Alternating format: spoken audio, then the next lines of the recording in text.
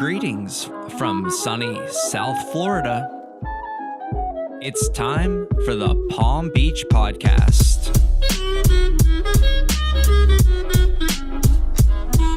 And the hosts of your show, sports chiropractor and athletic trainer, Dr. James Spencer.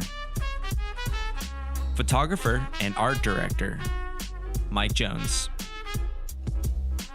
Recorded live at the Media Zone Podcast Studio in Palm Beach County. Relax and enjoy the show.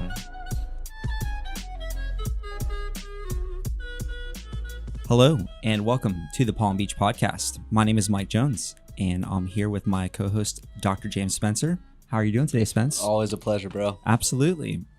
And why don't you go ahead and introduce who our lovely guest is today?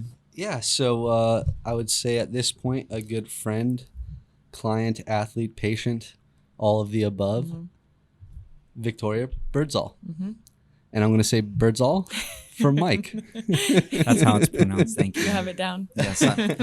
Hey, well, yeah, welcome to the podcast. Just takes a Thank few you. times, practice.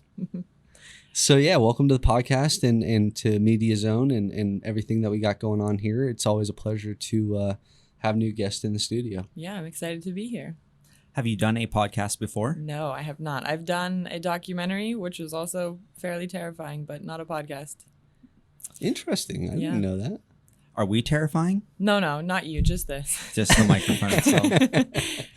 Not even the headphones, just the mic. Just the microphone. Totally. Yeah. Well, I will echo James. It is such a pleasure to have you in. I've filmed and photographed you with Spence in the past, and it's really cool to watch sort of both of your progressions over the last year. And I think you're both very excited heading into the season coming up, right? Yep, totally. So we got, I would honestly say from pretty much December now until April is kind of WEF, the Winter Equestrian Festival. Yep. Really, that's why you're here. And why don't you tell the listeners a little bit more about WEF and kind of how you ended up in Palm Beach? Yeah. So WEF is the show circuit that's down here in Wellington, Florida. I would say it's the biggest equestrian competition in the world. It's over 12 weeks, and that's the main circuit, and there's showing before and after, but I would say has the most arenas of showing. It has the most people from around the world come here to show their horses, and most prize money. It's a big deal, and it's kind of the hub of show jumping in the world, I would say. Why do you think that is? I think it's developed sort of over time. I'm not sure when it started, but it started as sort of an 8-week circuit, and it was much smaller, but really it's just grown and grown and grown. And I think, everybody hears about it, and everybody wants to be, where the big names are, and they want to be exposed, and they want to be competing with, the best in the world. So it's really, the whole town has grown enormously, and the farms and the, everybody around is horse involved. Now, don't quote me on this, but I believe it was the late 1800s, early 1900s on when the actual Wellington Winter Equestrian Festival I would believe started. that. I believe so. For sure. And would you describe some of the disciplines, some of the different types of riding that happens? Yeah. So what I do is show jumping. So that's what the Winter Equestrian Festival is. But also in Wellington, they have dressage, which is, I'm not a dressage rider, but I describe it as sort of dancing with the horses. There's also some eventing. They have events here where they put on for spectators, the cross country riding. And then there's also polo, which is really big here. A lot of Argentinians, South Americans come, and a lot of Americans show in the polo as well. But all of that happens in Wellington in just the one town. And it's kind of, all these horses come for the winter months and all these riders, and everyone's kind of in the same location and doing everything together. And I think it's really cool. I think a lot of the reason why people had really migrated here was to get out of the cold up north. Oh, for sure. 100%. It's not fun to ride horses in 20 degrees, 10 degrees. Your feet are freezing, exactly. Your hands are freezing. Yeah, I was surfing yesterday with no wetsuit, just right out front of the studio. And my grandpa was getting snow off of his driveway in New Jersey, So sorry, Grandpa. Yeah, feeling pretty poor lucky life choices. Yeah. Well, and that's exactly what we just talked about, right? Tell the listeners a little bit, kind of where you came from, born and raised, and kind of how you got into show jumping. So I was born north of Boston in Massachusetts, on the North Shore. And my family had nothing to do with horses, nothing to do with riding. I just, as a 3, 4, 5-year-old, I was obsessed with horses, obsessed with ponies. Would do anything to do the pony rides at the fair or anywhere you could find them. So finally, on my 5th birthday, my parents let me ride a horse. I got to take a lesson at this very small lesson barn, really. It was the middle of the winter because my birthday is in February. So they thought for sure I was going to hate it. I was going to be miserable. I was going to be scared. But of course, I loved it. And I wanted to be back every single day, summer camp, ride as many as I could, naughty ponies, mean ponies.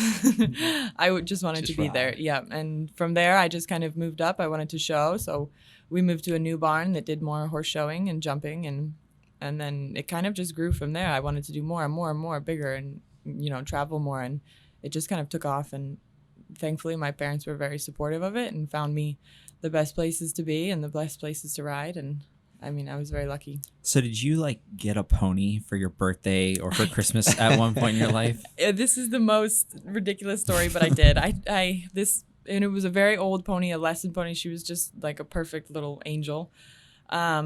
She showed up at the farm. I was just at the farm one day, and I walk in the aisle, and they had these huge gates for the stall doors, and it was completely wrapped in wrapping paper with a big bow. And I was like, what is this? They're like, go on. I was maybe 6 or 7. I think it was my 7th birthday. That's awesome. Yeah, and open the door, and there's the pony with the bow around its neck. Typical, I love it. Story of getting the pony for your birthday. I like it, though. Yeah. It was fantastic. Yeah, well, of course. That's your dream come true. Yeah. And go ahead, Mike. It's cool to see, your parents supporting you. Mm-hmm. They identified that you were passionate about something, and they supported you full-heartedly. I know Spence is doing the same with his son as an artist. Mm-hmm. He's taking him to exhibits and helping him get the right tools that he needs to paint. And, kudos to your parents, and kudos to you as a parent as well. Yeah. Hey, cheers. I think even still kudos. No, I think absolutely it's huge. My mom is still hugely supportive. And I would say a lot of people maybe value their kids doing a lot of different things. I think it's also important to recognize if your kid is super passionate about one thing and very good at one thing, to promote that and let them, explore that talent and that interest. And my parents did that. I missed a lot of school. I missed out on a lot of team sports, and I missed out on a lot of, social events. But it's what I wanted to do, and they kind of believed in me. And, my mom sort of traveled everywhere with me to all the shows and would help me with my schoolwork, and my dad started driving the ponies to the shows with the truck and trailer, and he, eventually we bought our own farm, and he kind of took care of the farm and drove the tractor and, took care. So they really became super immersed in it. Yeah. That's awesome. Yeah. It was amazing. And that's cool to see too, because of your passion, how much they actually started to love not only the sport, but being around the horse itself. Oh, absolutely. Right? Absolutely. And a lot of people are scared of horses. So that says a lot that my family, really. Why do you think that is? Just because they're so large? I think because they're so big, and a lot of people associate them with, I don't know, being, flight animals, or they, they're going to throw you on the ground, or they're going to kick you, or they're going to bite you. And honestly, 99% of horses don't want to do that. They're very kind, and they want to please you. Obviously, if they're in a bad situation, they're gonna react accordingly. But gentle giants. Yeah, exactly. Very gentle. And their personalities are incredible. They're intelligent, and they each have an individual personality for sure. I completely agree. And for me, I've got no equestrian background, and just from working with Spence and athletes like you and a couple of your other clients and contacts. Just being that close to such a big animal, you're kind of in awe, you know? It is. And for us, cause we're with them every day. We ride 8, 9 horses a day. Sometimes you lose sight of it, but the connection you have with each one individually, they're your teammate, and you guys are kind of inside of each other's brains and, working together. And it's important to kind of remember that, they're your partner, and they're, in it with you. I think it's special too, just like any connection with whether it's an animal or a human. I think that's something that you develop, the more you spend time with it, the more you connect with it. But if it's, hey, I just come and go, like a lot of the hobbyists we know, you're not going to develop that riding skill or that technique or that connection. So I think that's something special too with the equestrian riding. How does it work in Wellington? Do a lot of the horses actually stay in Wellington, or do they travel, or is it a mix? Yeah, so most of them for the winter at least stay in Wellington at the farms. Most of them don't stay at the show. The show has stalls. I would say probably 75% of people keep their horses off property and just use the stalls for when they're showing. I was actually saying like the people who travel here, because Oh, they come here. Yeah, Yep. the people that No, come the horses here, don't stay here. No, they go wherever. So they'll fly over from Europe on planes, or ours drive in a big kind of tractor trailer truck. They come down from Connecticut. So they come with us everywhere. Yeah, for sure. I'm sure that's no small undertaking to transport a horse over the Atlantic Ocean. No, it's not. But luckily there are some really good airlines and companies that handle all the, headaches and the paperwork and figuring out, the truck to the plane to the, and then to the farm. Eventually. Yeah, it's it's a lot of work, but I've flown on a cargo plane with horses, and it's interesting to see how it's done, because they're all like 3 horses are loaded on a box, and then the box is forklifted onto the plane, and then you're in the plane with the horses. Is it just like the stalls? No, it's like on the trucks. They're narrow, so they can't move around a lot, because obviously when the plane takes off and lands, It needs kind of that. they need the support so they don't totally fall down. And the horses respond decent to that. Most of them are actually pretty okay with it. Every now and again you'll have one that freaks out, but you have a vet on board that can sedate them if not, If needed. just to make them calmer. Yeah. Yep. But most of them are fine with it. Yeah. Awesome. And how was that experience first time doing that?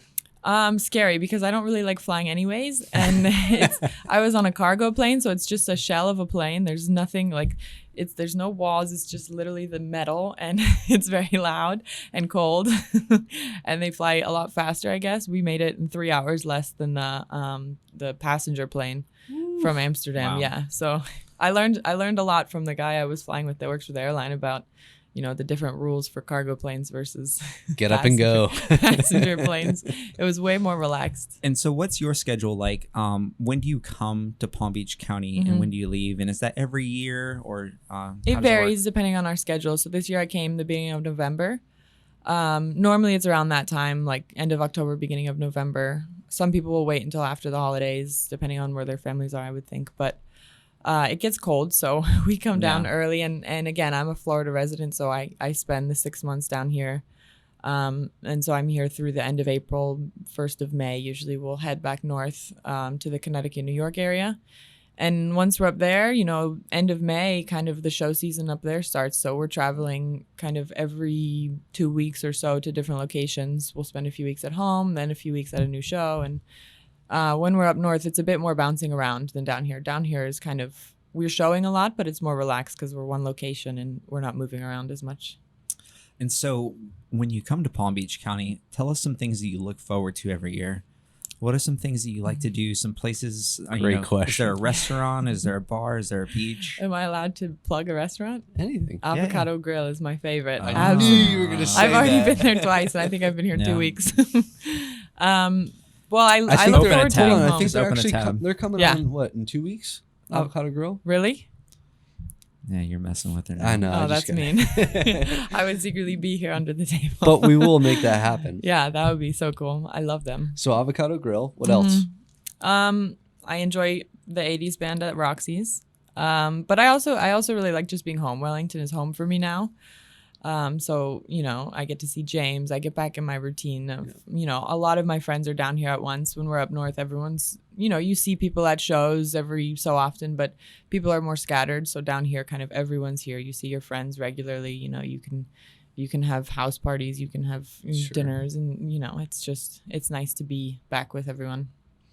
So it almost comes back to normal when you come down Yeah. here, right? Like you don't have to bounce around as Yeah. much. Yeah. So this is a great time of the year for you. It's the best time of Yeah. year, yeah. Well, and to develop a routine, I think is Yeah. key for athletes and the horses. I think that's when you can get your peak performance. For and sure. That's something that I'm curious about working with a lot of athletes. Do you guys try to peak the horses for this circuit, or Depending on the horse, and we kind of have a schedule built in for each horse, and what shows we're aiming them towards, and what is important. Is this horse going to be a sale prospect? Is it a young horse that needs to be brought along? It just needs experience. Is this one have a certain show that we're gearing it to, that it needs to perform well? So it actually varies, but yeah, for sure we kind of we make a plan for them and to have them at peak when we need them to be. That's really cool. That's something that, from a standpoint of just human mechanics and performance, that's the same thing we try and do. I mean, the same thing you and I really do. Yep. We've developed a relationship. Fortunately, you're young training age. Started off at MBSC up in Boston. Yep. And shout out to Kevin Carr and the boys up there as always. But it's when you come down here, it's easy for me to really transition your training into, all right, now it's time for season. Yeah. Right. And to really push you down here. And we've seen the results. Oh, for sure. Speak for itself. So I think that's something that's really cool, not only human, but horse as well. Yeah. Yeah. And I think it's important. A lot of riders spend so much time focusing on the horse's fitness and programming the horse and having them go the best of their ability. I think a lot of riders fall short in, finding how to make themselves peak, how to get themselves to the best ability they can perform at. And that's why I'm with James, so that I can be better and feel better. Cheers. And it's, I'll just say I've filmed a lot of athletes in James's facility, and I think you have like some of the best balance of any athlete that I've seen come through his doors. Well, and speak on kind of the context that we talked about when you were up north, of when you went back to MBSC, kind of the results that you experienced. Yeah, so I trained with James all last winter. It was my first winter with him, and it was difficult because it was completely different training, sort of the balance and the all over body workouts that you were doing, where it didn't necessarily feel difficult, but having everything work together was huge, and figuring out which muscles need to work and having your brain work with your body. That was a big kind of learning curve for me. And when I went back north, I went home to visit my mom one weekend, and I went to see Kevin at Boyle's, and he decided he was going to kill me and work. I was working out with my mom, who also is a beast. Oh, yeah. And we were doing a lot of the exercises I had done there when I worked there as an intern, and a lot of things I struggled with that I hadn't done in 3 or 4 years, I was 100% better at. I never was able to do single leg hurdles and land on one foot without, toppling over or needing to step to my other foot. And it was all of a sudden, it just clicked, even though I hadn't practiced, I hadn't done it in so long. My muscles just, they knew how to work together. That was like a great moment for me. I texted James immediately. I was like, you won't believe it. And it's so interesting that like balance training isn't standardized for equestrian riders, and it's only since he started talking about it and bringing it up and seeing the results with the athletes that it's like, it's so prevalent now. Like it makes so much sense. Yeah. Well, and so I had, Chris Sorensen, I had him in this morning, and that's a lot of what we were talking about is a lot of the industry, not only for equestrians, but for performance in general, just lack balance training. And I don't even know why, not even from a training performance standpoint, but a life longevity standpoint. The hardest thing we face here in Palm Beach County, I know with a lot of the geriatrics that come down, AKA the snowbirds, that's a lot of what they face is a lot of the balance issue. So I think there's practical application throughout the whole life. Not only is it performance, but it's overall health and longevity too. Yeah, for sure. I don't know. I'm just still hungry for avocado grill. I don't know what you've done for me. I just had it last night. So, what's your go-to there? I mean, you guys are really interesting, and like I love like training and athletics. But so distracted oh now. my gosh! Yeah. What's your go-to? Guacamole. There's good. What else do I love? The squash blossoms are good. Truffle fries, 100%. You have to order them every time. Have you ever heard about truffle season out in Italy? No. Okay, you need to go. So I have a question for you. Tell me about your horse or your horses. Okay. My own ones that I own or that I ride? Yeah. Okay. I own 3 of my own. 2 are older, more seasoned veterans that, I take in the bigger classes and the bigger rings. Ilan, my boss, found both of them for me. He's found all my horses for me, actually. He's brilliant at doing that and finding talented ones. Yeah, give a shameless plug. Yeah, I work for Ilan Furter. He owns Ilan Furter Stables. He buys and sells horses, but he also has clients, and he rides the horses himself. And I would say he is brilliant at getting them to perform at their best ability, and also matching riders with horses. He's really good at finding what horse this person needs, or if he owns a horse, he knows who should ride it. Does he like White Claws? I'm not sure. You need to Great ask question. him next time. You know, I will. Just make sure. Okay. Asking for a friend. You know? Okay. Yeah. I'll find out for you. That's awesome. Great question. Yeah, Mike. I know. You just have to mix those ones in. You Yeah. know? But and tell us a little bit more about your day to day down here in Palm Beach. Okay, so when we're not showing, so this week we have an off week. Normally we don't jump the horses too much. We like to save the jumps. You know, we don't practice jumping too much because it is hard on the horses, and you want to save those for the ring. So it's just exercising. It's like what we do in the gym. You know, you're making the horses stronger, fitter, more rideable, prepared to go into the show ring and, you know, be the best they can be. And then when we're showing, obviously the horses will show 2 or 3 times a week. And that's kind of, maybe they'll have 2 weeks off, show a week, show 2 weeks in a row. We don't show them every week, obviously.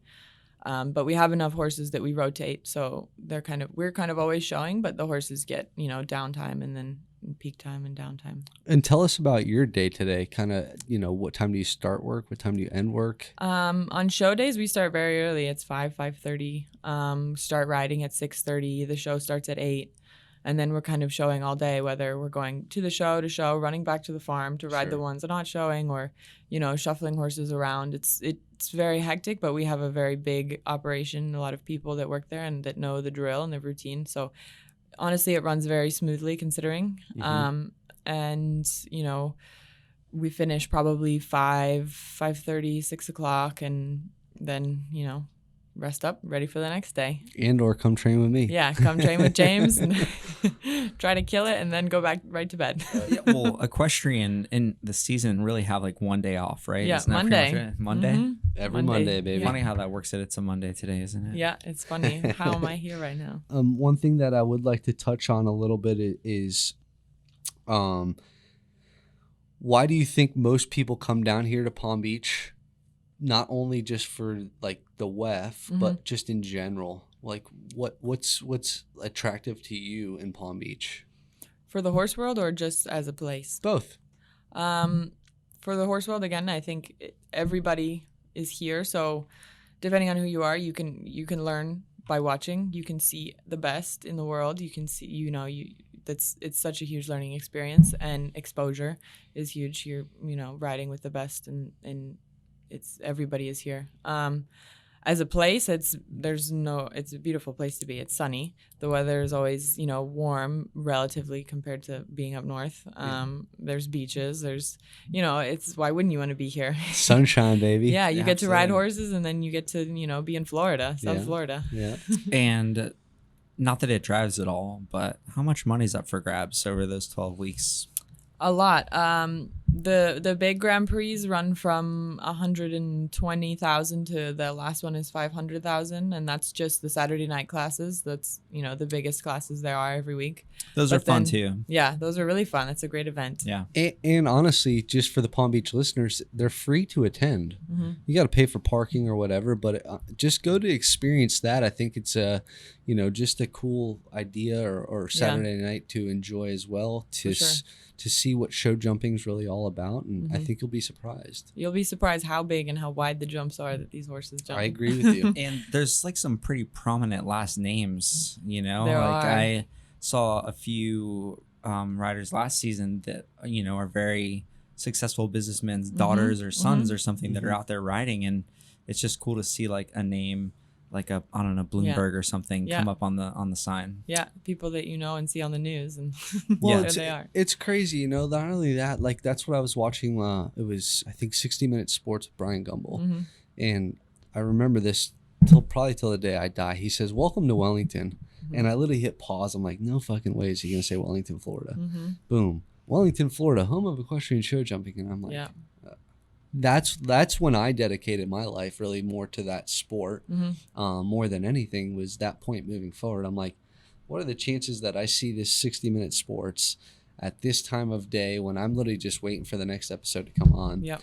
And I think that's something cool too, you know, just looking forward to, this is a very unique sport because a lot of it is the horse. Yeah, it is. The horse is your teammate. You know, it's not one more than the other. The horse is doing a lot, and yes, the rider is all obviously doing a lot as well. But one can't do it without the other. You know. So what would you say to an up and coming rider or a 6-year-old girl that just got her first pony? What's some advice? I would say live at the barn, learn everything you can about your horse and taking care of them, and don't skimp on all the stuff like that, taking care of, and be in the barn. Don't just think riding is the only part of show jumping. I think growing up, doing everything, being able to take care of your horses and know all the work that goes into it besides just getting on and riding around the ring for 40 minutes and throwing the horse in the stall. I think it's important to know everything else that goes into it, especially at this level. A lot of we have people that help us take care of the horses and are in the barn, doing it's a huge role. We couldn't do it without them either. But appreciating that and knowing what goes into it and knowing how to do it, I think makes you a better horse person, a better rider altogether. And I would also say watch everyone you can, watch all the videos you can, go sit at the show ring and watch all the best people ride, because you're going to learn so much and you're going to take so much in that you don't necessarily know you're learning, but it'll sink in and it'll make a difference in your riding. It's cool. You make that very relatable. Speaking as a surfer, like everyone just thinks it's that one moment where you're on the wave where that's surfing. But for me, like, it's the whole process. It's like waxing the board up and like putting your leash on and like sunscreen. And it's like so much that goes into just like having that moment. And it's cool to see you have that perspective of like, it is a big picture. I think a lot of sports are that way, all the training and all the hours that go into it for just that one, however long. For us, it's 2 minutes in the show ring. But for all of that work to come together and then to have a brilliant round in the show ring, it's the best feeling in the world. Well, and as a young professional athlete like you are, I think you've found the investment in the team, whether it's physical training, somebody like me, or just the team that you have over at the farm. I think that's something that, again, as a young athlete, you're lucky to learn that at an early age, because like we talked about and we can possibly discuss, is what your goals are in the future and things like that. I think that's only going to pay dividends down the road. Yeah, for sure. Because me alone couldn't even begin to have a business or even step into the show ring probably on one of these horses, without everyone else behind me, trainer, grooms, parent, everyone that's involved. And what are your goals? Well, obviously to continue riding and developing as, show jumping athlete, hopefully get into some bigger classes and up the world rankings, but that's long term. But also, to gain some clients, to gain, start training some people, to gain a little bit of a business on my own, and, expand that way and sell horses and buy horses and learn from, my boss and how to pick good horses, how to know who's going to ride what horse well, how to, sell them to people in the way that he does, because he's brilliant at it. Yep. Look at James, even like coaching you and asking the hard questions, and you're not even at a training session right now. I know, he's killing me already. But that being said, I think tell the listeners a little bit more about how they can find you, where they can find you, if they'd like to learn a little bit more about you, or just even to get coached by you. So, I'm based in Wellington and Connecticut during the summer, but we have a farm in Palm Beach Point, but I have also obviously an Instagram. My farm that I work for, he has an Instagram, it's Alonfurter Stables, Facebook also. That's probably the easiest way to find anybody nowadays. We all run kind of the Instagram, so if you send a message, it comes to me or to the manager or to Alon himself. Awesome. So anybody will see it at any time. Cool. Yeah. Well, yeah. Thank you so much for coming on the Palm Beach podcast. It's been fun. Was it so scary after? Actually, no, not at all. I think it was scarier before we started. And you crushed it. Truly, you did a good job. And hopefully you crushed your White Claw as well. I don't even think I'm done yet, but I will finish it. Well, thank you so much for joining us, and hopefully we'll see you again soon. Of course. Thank you guys. Cheers.